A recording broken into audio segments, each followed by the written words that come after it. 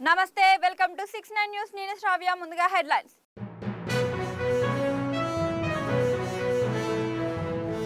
తెలంగాణలో రికార్డు స్థాయిలో ధాన్యం దిగుబడి వచ్చింది బీఆర్ఎస్ ప్రచారం పట్టపంచలైందన్న సీఎం రేవంత్ రెడ్డి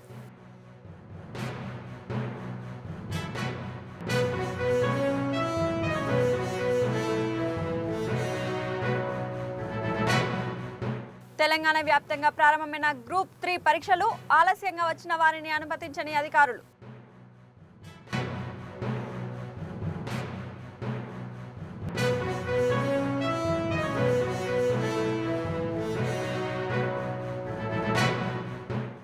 ఢిల్లీకి చేరుకున్న లగచర్ల ఫార్మా బాధిత కుటుంబ సభ్యులు సోమవారం జాతీయ ఎస్సీ ఎస్టీ కమిషన్ ఎన్హెచ్ఆర్సీకి ఫిర్యాదు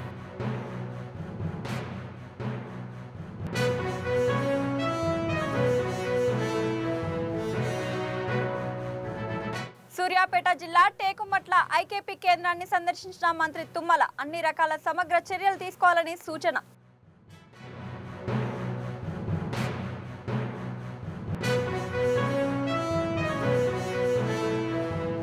వివరాల్లోకి వెళ్తే తెలంగాణ రాష్ట్ర ఆవిర్భావం తర్వాత రికార్డు స్థాయిలో ధాన్యం దిగుబడి వచ్చిందని సీఎం రేవంత్ రెడ్డి తెలిపారు ఈ మేరకు ఆయన ఎక్స్ వేదికగా పోస్ట్ చేశారు కాళేశ్వరం ప్రాజెక్టుతో సంబంధం లేకుండా ఈ ఘనత సాధించినట్లు చెప్పారు దీంతో కాళేశ్వరం వల్లే వరి సాగు పెరిగిందన్న బీఆర్ఎస్ ప్రచారం పటాపంచలైందన్నారు తెలంగాణ రైతు దేశానికి గర్వకారణమని తెలిపారు అన్నదాత శ్రమ వల్లే ఇది సాధ్యమైందని చెప్పారు అత్యధిక దిగుబడి ఘనత సాధించేందుకు కారణమైన ప్రతి రైతుకు రేవంత్ రెడ్డి అభినందనలు తెలిపారు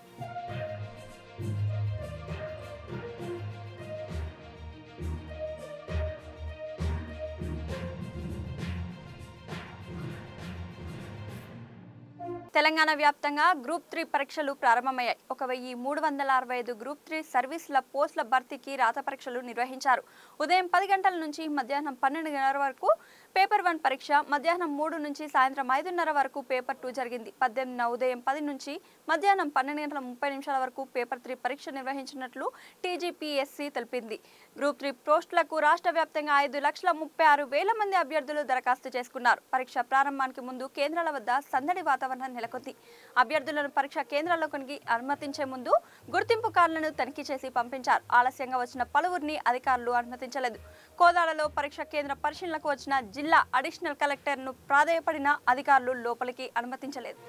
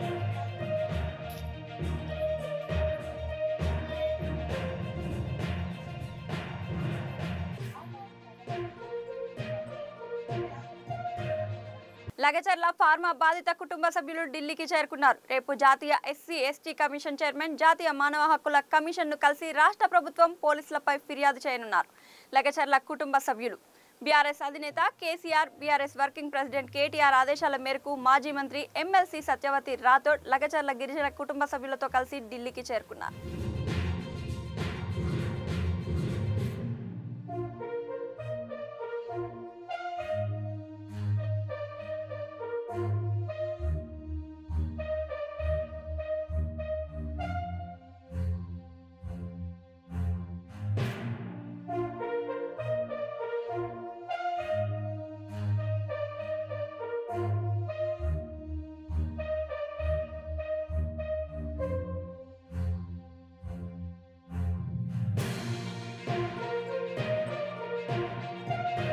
వ్యవసాయ శాఖ మంత్రి తుమ్మల నాగేశ్వరరావు సూర్యాపేట జిల్లా టేకుమట్ల ఐకేపీ కేంద్రాన్ని సందర్శించి ధాన్యం కొనుగోలు ప్రక్రియను పరిశీలించారు. జిల్లా కలెక్టర్తో మాట్లాడి ఐకేపీ కేంద్రాల్లో ధాన్యం కొనుగోలు సమయంలో అన్ని రకాల సమగ్ర చర్యలు తీసుకోవాలని సూచించారు. అవసరమైన ఏర్పాట్లను సమర్థవంతంగా నిర్వహించాలని, రైతులకు ఎలాంటి అసౌకర్యం కలగకుండా సమర్థవంతంగా ఏర్పాటు చేయాలని, ఐకేపీ కేంద్రాల్లో మెరుగైన సేవలు అందించేందుకు కట్టుదిట్టమైన చర్యలు తీసుకోవాలని అధికారులను ఆదేశించారు. ఈ లేకుండా ఉంటే ఇంకా మీకు మంచి రేట్ వస్తుంది కదా.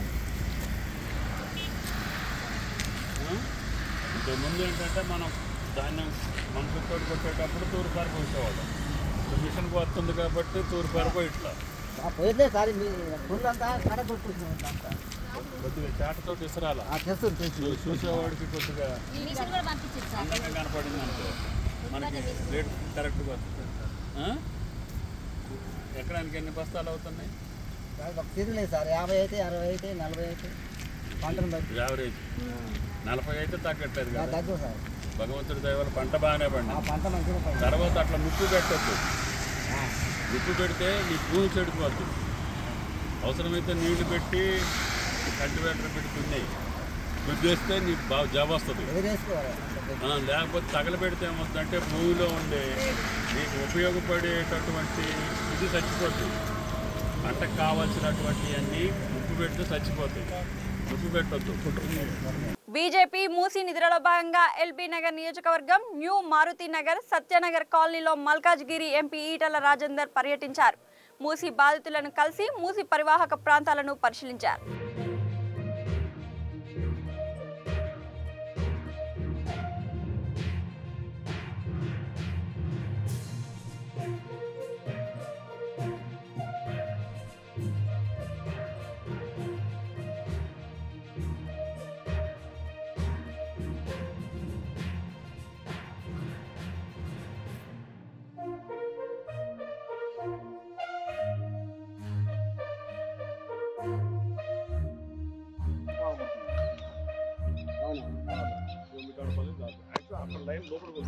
అక్కడ పోతున్నా స్టేట్ మూసి, అందుకని ఇక్కడ 250 మీటర్లు వెడల్పు చేస్తున్నా. 80 మీటర్లే ఇది వెడల్పు, 250 ఫీట్లు. మనకి ఇక్కడికి వచ్చే వరకల్నే 250 మీటర్లు.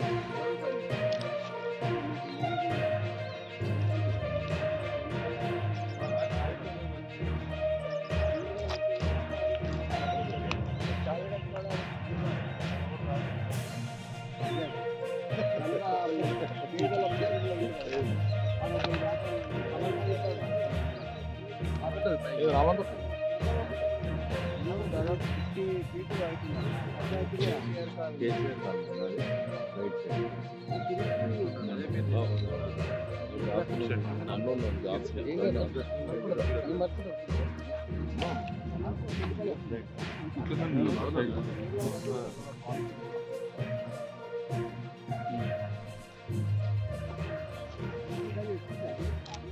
అది కాదన్నా, అది కూడా ఎస్టీపీ అన్న.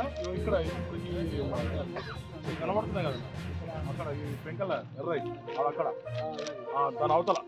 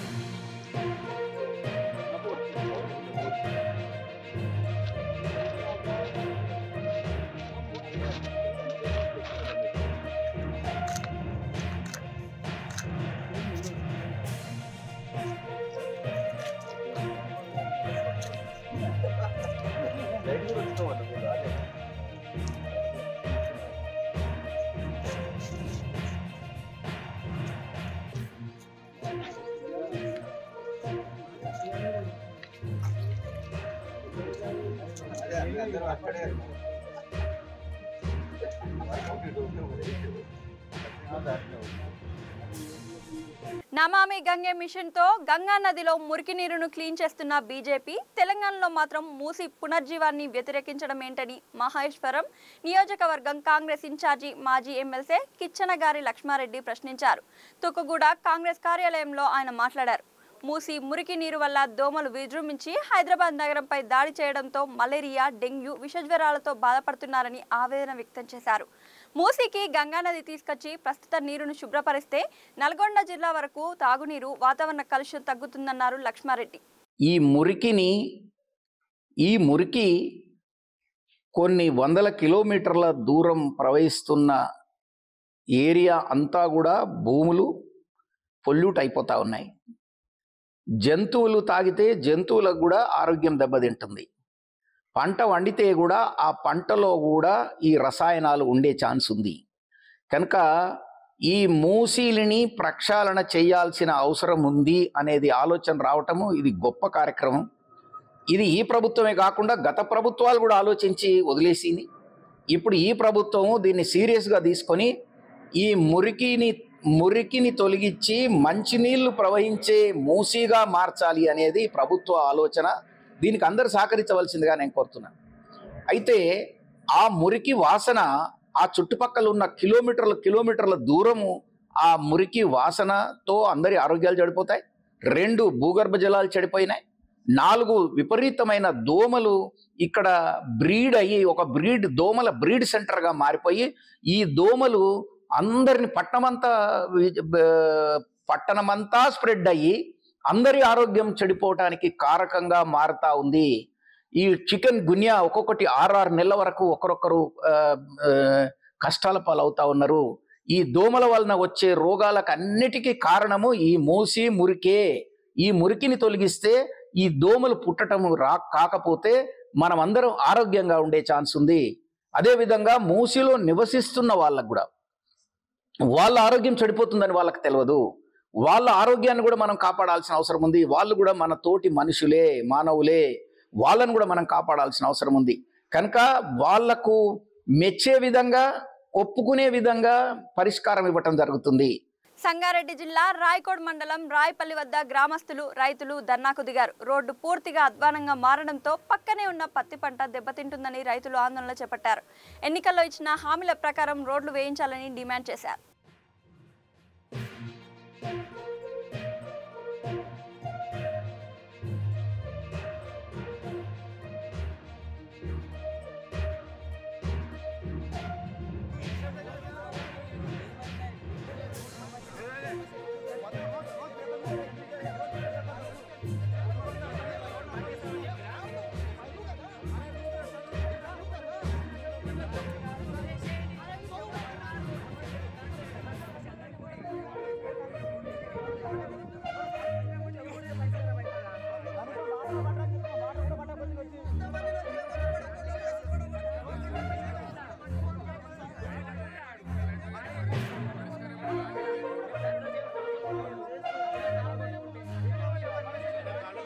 ఆదిలాబాద్ జిల్లాలో పెద్ద పులి సంచారం కలకలం రేపింది. రాత్రి ఉట్నూరు మండలంలోని వంకతుమ్మ అటవీ ప్రాంతంలో చాహకాటి జంగు అనే రైతుకు చెందిన ఎద్దుపై పెద్ద పులి దాడి చేసింది.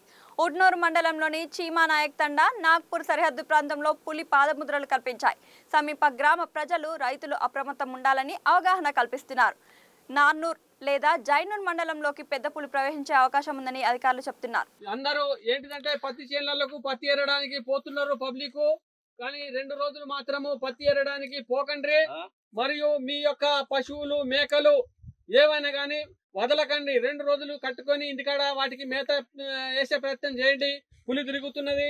మళ్ళీ తర్వాత మీరు ఏమన్నా చేన్లలో కానీ అది సోలార్ కానీ ఏది పెట్టకండి. కరెంటు కానీ ఏది అటువంటి పెట్టకండి. ఎందుకంటే అవి వాటితోని మళ్ళీ చాలా ప్రాణహాని ఉంటుంది. మళ్ళీ ఎందుకంటే ఇది ఏమైనా జరిగిందనుకో, పులికి ఏమైనా హాని జరిగిందనుకో చాలా కఠినమైన శిక్షలు ఉంటాయి. మళ్ళా బాగా జుర్మానా 7-8 సంవత్సరాలు మీరు అక్కడ జైల్లో ఉండాల్సి వస్తుంది. దయచేసి మాత్రం మీరు దానికి హాని పరచకండి. అది ఆగది, దాని దారిన దాని వెళ్ళిపోతుంది, ఆగది. ఎందుకంటే దానికి మీరు ఏమైనా కరెంటు వైర్లు కానీ చుట్టుపక్కల ఏమైనా పెట్టినట్టుంటే అటువంటి ఇమ్మీడియట్లీ తీసేయండి. విన్నారా? ఎందుకంటే మీరు పశువులను వదలకండి. 2 రోజులు మనం కట్టేసుకొని మేత వేయండి. ఇంకోటి పత్తి వేరడానికి మాత్రం ఎవరిని పోకండి. ఎందుకంటే అది అటాక్ చేస్తుంది మరి. ఎందుకంటే రేపటి రోజు మళ్ళీ అయిన తర్వాత లాభం లేదు. కాకముందే మనం జాగ్రత్త పడాలి. పెట్టకుంటే సంతోషమే, పెట్టకుంటే చాలా సంతోషము. కానీ సామాన్య ప్రజలకు కూడా అందుబాటులో ఉండేలా స్కూల్లో మంచి విద్యను బోధించడం జరుగుతుందని AD5 స్కూల్ మేనేజింగ్ డైరెక్టర్లు AK అగర్వాల్, సంజయ్ అగర్వాల్ తెలిపారు. మేడ్చల్ పట్టణంలోని KLR వెంచర్లో AD5 స్కూల్ కార్యాలయాన్ని ప్రారంభించారు. స్కూల్ మేనేజింగ్ డైరెక్టర్లు మాట్లాడుతూ మేడ్చల్ మండలం ఎల్లంపేటలో గల AD5 విద్యాసంస్థలో వచ్చే విద్యా సంవత్సరం జూన్ నుంచి క్లాసులు ప్రారంభం కానున్నాయని తెలిపారు. మా స్కూల్లో ఇంగ్లీష్ మీడియంతో పాటు తెలుగు మీడియం కూడా ఉందని, దేశంలో 35 స్కూల్స్ ఉన్నాయని తెలిపారు.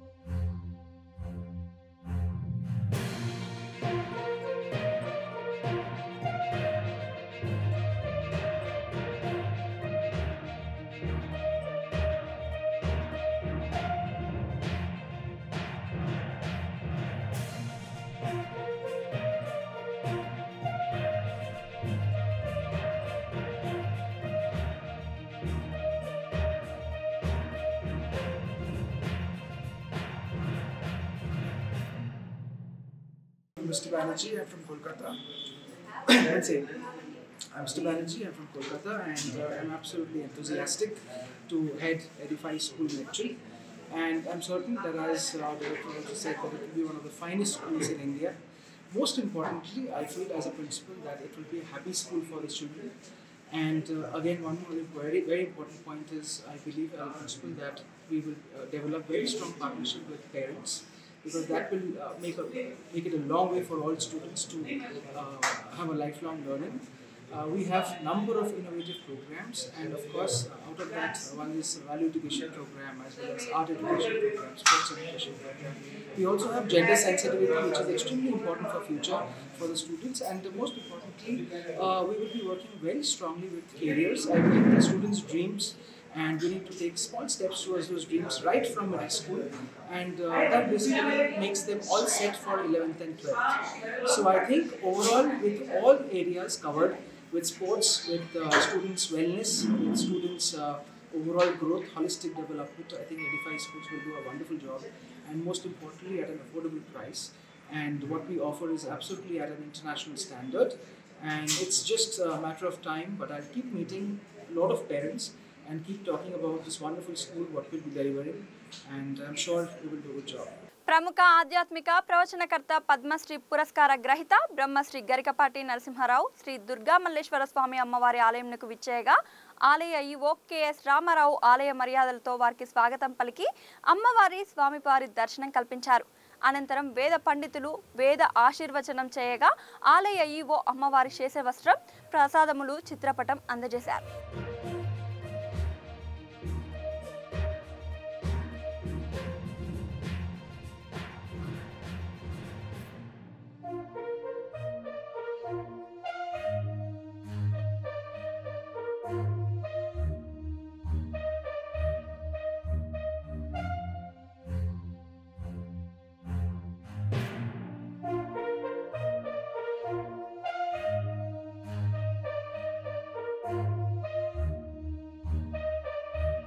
దుర్గా మల్లేశ్వర స్వామి దేవస్థానంలో ఈవేళ ఈవో గారు శ్రీమాన్ రామారావు గారి దగ్గర ఉండి నాకు అమ్మవారి దర్శనం, అయ్యవారి దర్శనం కూడా చేయించారు.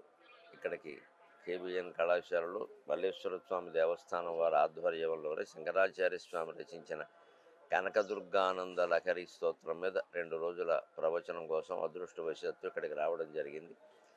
ఆ సందర్భంగా కార్తీక మాసమైనా ఆదివారమైనా తప్పనిసరి అమ్మవారి యొక్క దర్శనానికి వచ్చాం. భక్తులు మమ్మల్ని మన్నించాలి, మా కోసం అందరినీ ఆపేస్తారు. కానీ మరి వచ్చినప్పుడే వినియోగించుకోవాలి కాబట్టి నేను వారి కోరిక మీద నేను దర్శనానికి వచ్చాను. నా జన్మ ధన్యమైంది నిజంగాను.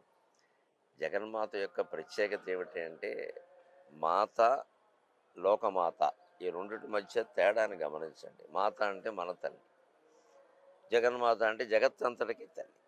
ఈ ఒక్క జగత్తు అనేది ఉండి తప్పితే తేడా ఏం లేదు. నిజానికి కన్న తల్లికి, లోకమాత కనకదుర్గాదేవికి తేడా ఏమీ లేదు, జగత్తు మధ్యలో ఉంది. ఎలాగో శంకరాచార్య జగన్ మిథ్య అన్నారు, జగత్తు లేదు అన్నారు. అంచేతన తన తల్లికి జగన్మాతకి తేడా ఏమీ లేదు. అంచేత మన ఇంట్లో ఉన్న తల్లిదండ్రులను గౌరవించి వాళ్ళని వృద్ధాశ్రమాల పాలు చేయకుండా ఇంట్లోనే ఉండి కొడుకు కోడలు చూసుకోగలిగితే ఇక్కడి నుంచే దుర్గాదేవి వారందరినీ ఆశీర్వదిస్తుంది. నేను సమాజ హితం కోరేవాడిని ముఖ్యంగాను. అందుకని దయచేసి పిల్లల్ని తల్లిదండ్రులని దూరం చేయకండి. సమస్త ఆధ్యాత్మిక వ్యవస్థ యొక్క మూలం మన కుటుంబ వ్యవస్థ. కుటుంబంలో ఇవాళ పెద్దవాళ్ళు కనపట్లేదు, పిల్లలు కనపట్లేదు. మీ పిల్లలు ఎక్కడున్నారంటే అమెరికా అంటున్నారు, పెద్దవాళ్ళు ఎక్కడున్నారంటే ఏమో అంటున్నారు. ఇక ఈ ఇద్దరు ఇంట్లో ఉండి చేసే పని ఏమిటి? పార్వతీ పరమేశ్వరుడు చూడండి, ఎప్పుడు వాళ్ళు విడిచిపెట్టకపోవడం కాదు, వాళ్ళ దేవస్థానంలో కుమారస్వామి విఘ్నేశ్వరుడు అక్కడే ఉంటారు, ఎక్కడికి కదలరు. వాళ్ళని హాస్టల్లో చేర్పించలేదు, వాళ్ళు ఇంగ్లీష్ మీడియంలో అసలే చేర్పించలేదు. అందుకనే వాళ్ళు బాగా పెంచారు. మనకి లలితా సహస్రంలో ఉంటుంది అమ్మవారి పిల్లల్ని ఎలా పెంచిందంటే కుమార గణనాథాంబ తుష్టి పుష్టిర్మతిర్ధృతి శాంతి స్వస్తిమతి కాంతిర్నందిని విఘ్ననాశిని అని ఉంటుంది. పిల్లల్ని ఎలా పెంచాలంటే తుష్టికి పుష్టికి మతికి ధృతికి ముందు వాడు సంతోషించేటువంటి ఆహారం పెట్టాలి, అది పుష్టి పోషక విలువలు కూడా ఉండాలి. మతికి మేధాశక్తి పెరిగేలా చేయాలి. ఇవాళ అన్ని రకాల ఉన్నాయి, ధృతి లేదండి. చాలామంది విద్యార్థులకి ధృతి లేదు, ధైర్యం లేదు. ఆ ధైర్యం వచ్చేలా పిల్లల్ని పెంచాలి. లలితా సహస్రంలో స్పష్టంగా చెప్పారు. అమ్మాయిల పెంపకంలో ఇంకాస్త జాగ్రత్త తీసుకోవాల్సిన శాంతి స్వస్తి మతి ఏకాంతిర్ నందిని. నందిని అంటే అమ్మాయి, నందనుడు అంటే కుమార్తె, నందిని అంటే అమ్మాయి. అమ్మాయిని అత్తారింటికి పంపినా, ఉద్యోగానికి పంపినా, చదువుకు పంపినా శాంతికి ముందు వాతావరణం అక్కడ కాపురంలో శాంతిగా ఉండాలి. ఇవి వెళ్ళి గొడవలు పెట్టకూడదు. వైసీపీ నేత గుంటూరు మేయర్ కవటి మనోహర్ నాయుడుపై కేసు నమోదైంది. CM Chandrababu, deputy CM Pawan Kalyan పై గతంలో ఆయన చేసిన వ్యాఖ్యలపై టీడీపీ నేత కనపర్తి శ్రీనివాసరావు అరండల్పేట పోలీసులకు ఫిర్యాదు చేశారు.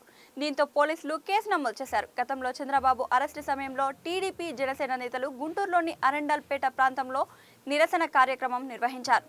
మనోహర్ నాయుడు అక్కడికి చేరుకుని హల్చల్ చేశారు. పోలీసుల చేతిలోని లాఠీ తీసుకొని జనసేన నేతల పట్ల దురుసుగా ప్రవర్తించారు. చంద్రబాబు, పవన్ ను దూషించారు. దీనిపై టీడీపీ జనసేన నేతలు అప్పుడు ఫిర్యాదు చేసినా పోలీసులు చర్య తీసుకోలేదు.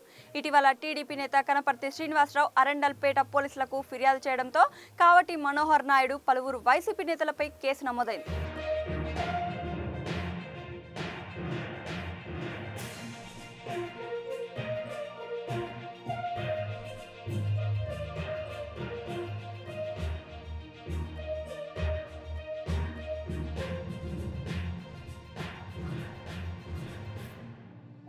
బులెటిన్ ముగించే ముందు హెడ్లైన్స్ మరొకసారి చూద్దాం.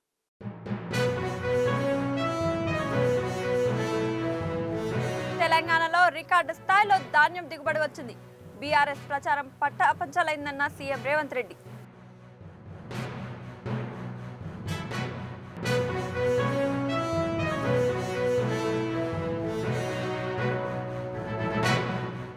తెలంగాణ వ్యాప్తంగా ప్రారంభమైన గ్రూప్ 3 పరీక్షలు ఆలస్యంగా వచ్చిన వారిని అనుమతించని అధికారులు.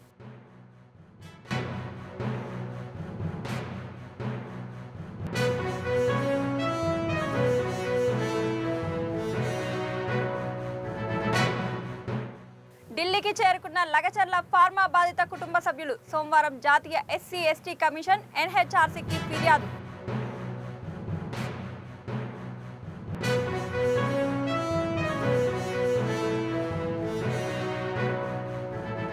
సూర్యాపేట జిల్లా టేకుమట్ల ఐకేపీ కేంద్రాన్ని సందర్శించిన మంత్రి తుమ్మల. అన్ని రకాల సమగ్ర చర్యలు తీసుకోవాలని సూచన.